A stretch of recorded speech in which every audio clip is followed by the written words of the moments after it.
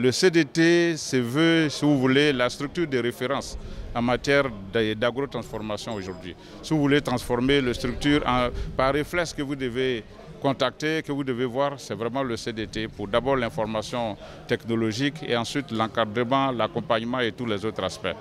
Donc, il n'y a pas mieux que le CDT pour imaginer, si vous voulez, une articulation de la réflexion au niveau de ces secteurs-là.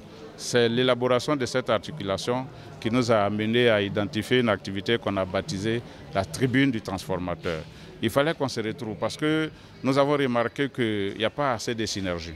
On ne parle pas souvent ensemble, bien qu'on dise des choses excellentes, mais les différents acteurs ne parlent pas souvent ensemble, n'agissent pas souvent ensemble, ne marchent pas souvent ensemble.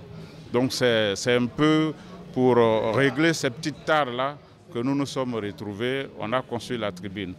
Et le mois dernier, on en était au numéro sur les clusters, leur signification, leur utilité et surtout les attentes de l'État vis-à-vis des acteurs de terrain, agrotransformateurs et puis équipementiers. Aujourd'hui, nous en sommes à la question de la disponibilité des machines.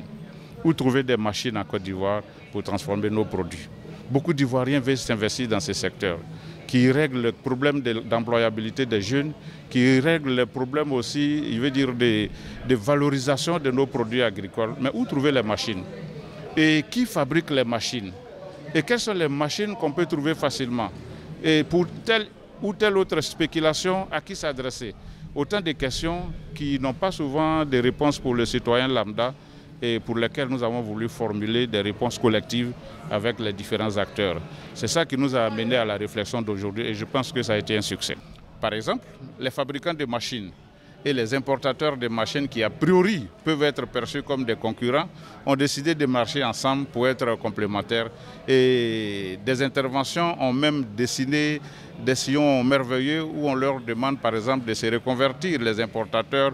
Le jour où on arrivera à un niveau de fabrication assez optimal pour la Côte d'Ivoire, nos importateurs peuvent se convertir en distributeurs des machines conçues localement. Parce que souvent, les gens ne s'entendent pas parce qu'il y a des parties à qui on n'offre pas de perspective. Si chaque partie a une perspective et que la fusion ne va avaler personne, les gens sont rassurés, ils acceptent de travailler ensemble. Et c'est ça le chemin à suivre pour la Côte d'Ivoire.